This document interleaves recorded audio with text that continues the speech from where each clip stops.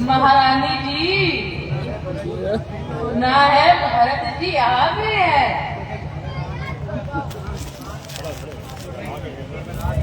अगर आ गए हैं तो अब तक कहाँ है? जाओ जाओ उनको जल्दी मेरे पास ले आओ।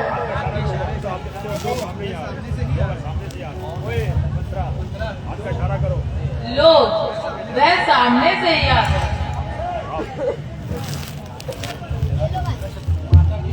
माता जी प्रणाम। आयुष्मान माता जी प्रणाम।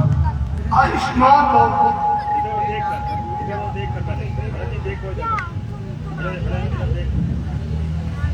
बेटा, तुमने बहुत दिन लगा दिए। कहो, तुम्हारे नानी जी और मामा जी कुशल से तो हैं? हाँ माता जी, सब कुशल है, परंतु मुझे अभी तक पिताजी के दर्शन नहीं हुए। बेटा बेटा थोड़ा धीरे धरो, सफर की थकान दूर तो करो। धीरे धीरे सब हाल मालूम हो जाएगा। हमारी थकान तो पिताजी के दर्शन से ही पूरी होगी। पहले थोड़ा चलचाल कर लो बेटा, फिर धीरे धीरे सब हाल साथ होंगे। मैं पूछता हूँ कि पिताजी कहाँ है, और तुम कहती हो कि धीरे धीरे सब हाल बता दूंगी।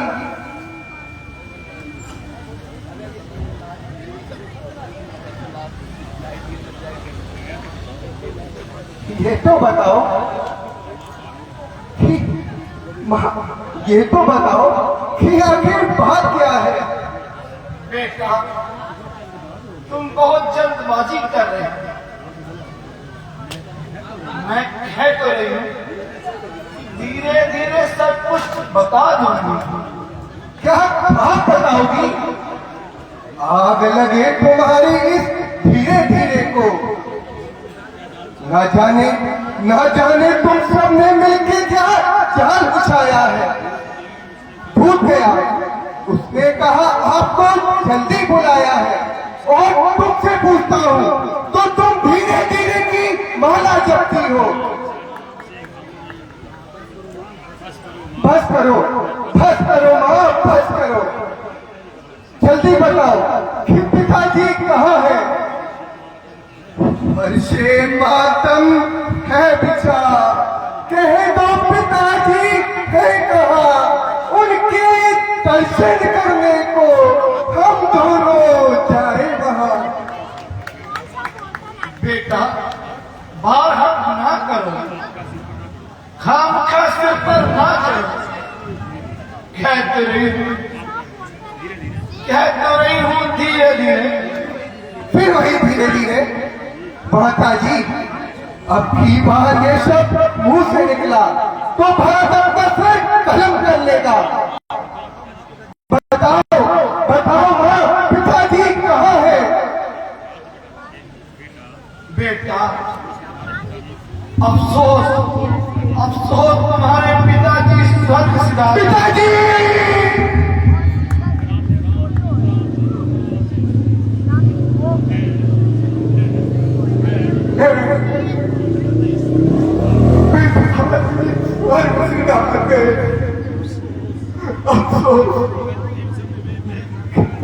अंतिम समय में न भागा, पिताजी के दर्शन भी न कर सका।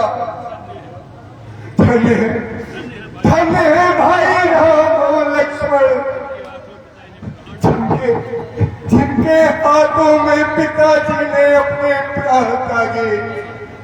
माता जी, आखिर ये तो बताओ कि उनको रोग क्या था?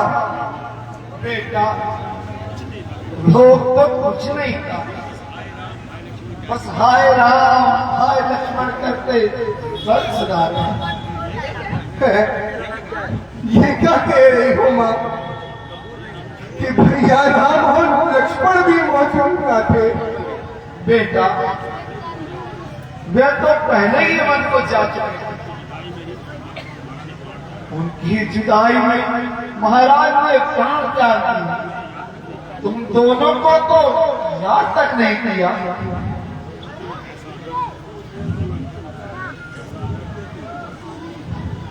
ऐसा आनंद चार बेटों के होते हुए अंतिम समय उनके पास कोई भी मौजूद नहीं था। मां, आखिर भैया रामचंद्र जी ने ऐसा क्या अपराध किया था जिससे वे वो जाने को मजबूर हुए? अपराध तो कुछ नहीं था बेटा। माताजी, आखिर कुछ तो बात हुई होगी। बेटा, महाराज ने रामचंद्र को राजपाट देने की घोषणा की थी और मुझे खबर तक न थी। भला हो बेचारी उस मंत्रा का जिसने मुझे बताया, मुझे नीच समझाया और मुझे अपना धर्म याद दिलाया। मैंने कुछ समय पहले महाराज के 2 बच्चे खा रहे थे। वो पूरा करने का वादा किया था। वह समय ठीक जानकर मैंने वर मार दी। राम तो 14 वर्ष का वनवास और तुम्हारे लिए राजविलास।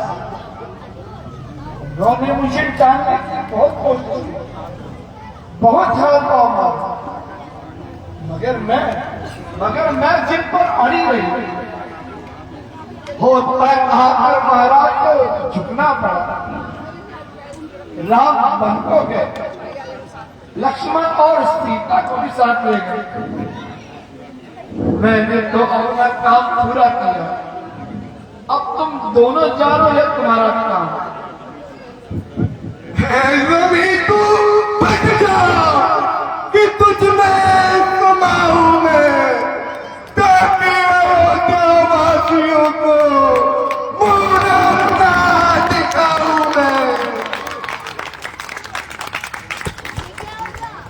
बेटा, इतना समझाने पर भी तुम्हारा शौक नहीं गया। हाँ, मेरा शरीफ आत्मा इतना निर्लज है कि इतने शौक पर भी परलोक नहीं गया। छोड़ो बेटा, शौक के सब बहुत हो गए। शौक की गर्म अब बहुत ज्यादा हो चुकी। अब सावधानी से राजपाट संभालो, समय को पहचानो और आंखों से आंसू ना निकालो। मैंने जो कुछ भी किया तुम दोनों के भले के लिए। भला माँ, भला मंजूर था तो यूं किया होता भला मेरा, जब लिया था जन्म मैंने सवाल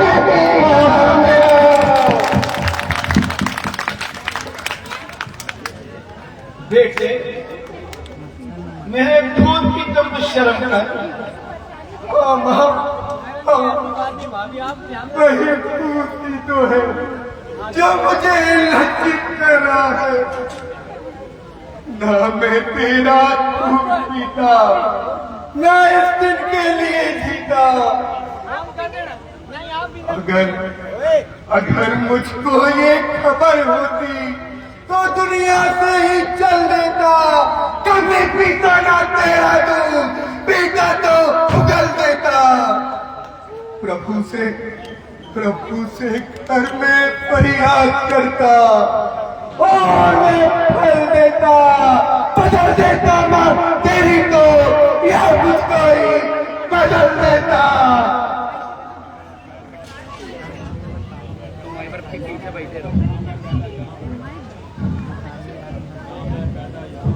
ना मैं पैदा क्या होता, ना मेरी ये दुर्दशा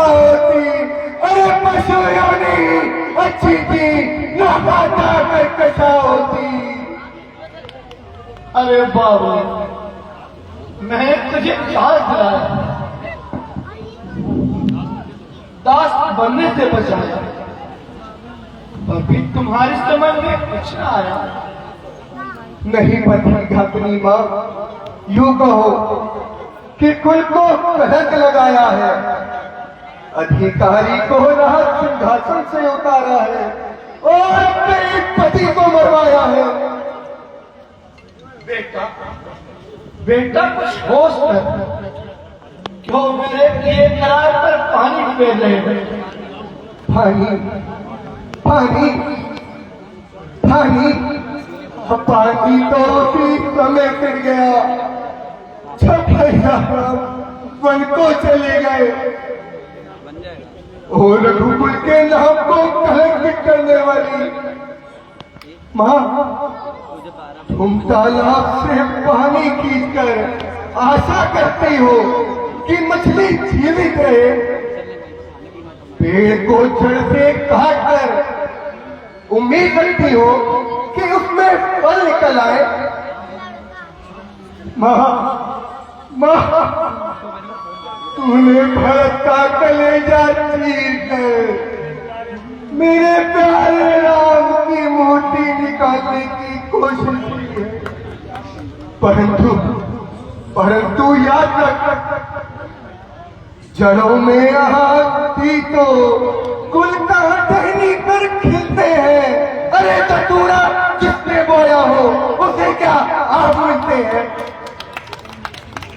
कुटिल नीति से चोचा, अरे हरगिज नहीं होगा, ये गद्दी राम की है और राम ही इसका नसीब होगा।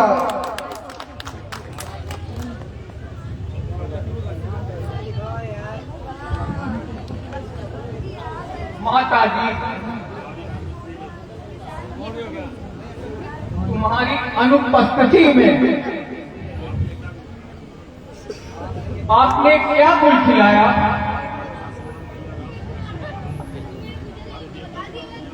तुम हमारे देवता समान भैया को घर से निकाला, हमारे हरे हरे घर के चमन को उजाड़ दिया। बेटा, मैंने जो कुछ किया तुम दोनों की भलाई के लिए किया।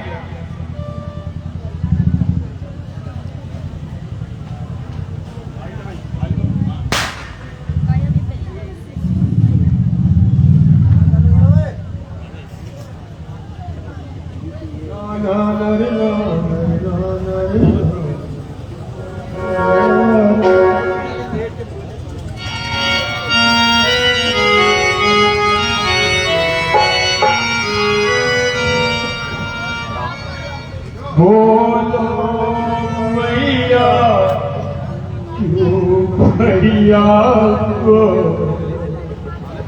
बनवास दिया तूने। ममता महिमा क्यों दूषित इतिहास किया तूने। बोलो मैया को, भैया को बनवास दिया तूने। ममता महिमा क्यों दूषित इतिहास किया तूने। बोलो मैया को, भैया को बनवास दिया तूने।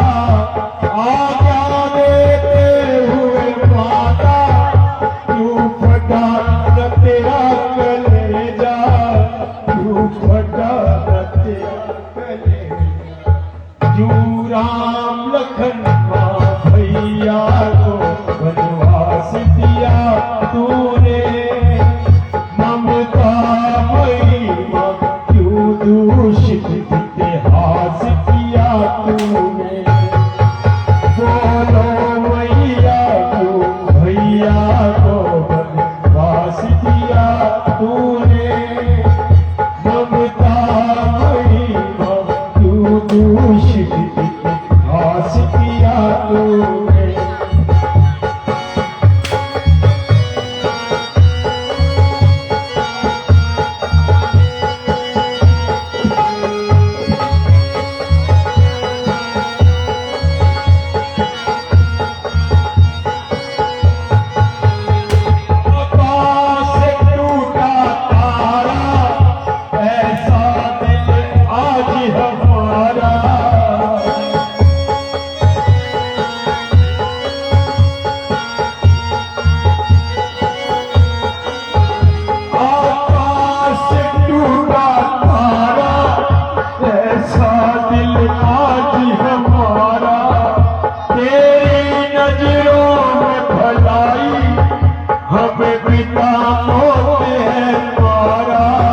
हमें बिना मौत है मारा क्यों राम लखन भैया को वनवास दिया तूने ममता महिमा क्यों दूषित इतिहास किया तूने बोलो मैया क्यों भैया को वनवास दिया तूने ममता महिमा क्यों दूषित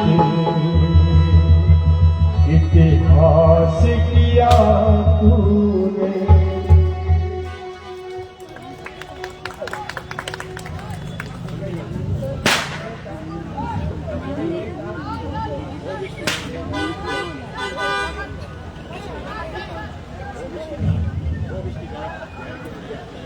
ओ विष्णु गांठ यह त्रिपुरिया ये सब आग तेरी लगाई हुई है। तुमने हमसे कौन सा जग का बदला लिया है? जरा कहे मैं तेरी अच्छी खबर लेता हूं।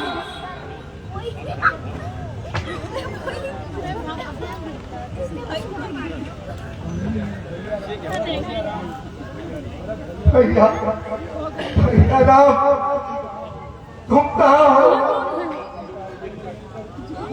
पापियों ने मिलकर खुदा नाश कर दिया। राधा जी तुम हमसे क्यों मुंह मोड़ गए? हमें किसके सहारे छोड़ दिया? भैया भैया मैं आपकी जुदाई सहन नहीं कर सकता। मैं भी आपके पास आता हूँ। मेरी आंखों में मेरा पीछे श्री धाम के बदले नजर आता है आपको। हरि के नाम के बदले जगत में वर्ष लाखों से सुबह और शाम होते हैं। यह जीवन निछावर है मेरे श्री राम के बदले। चलो चलो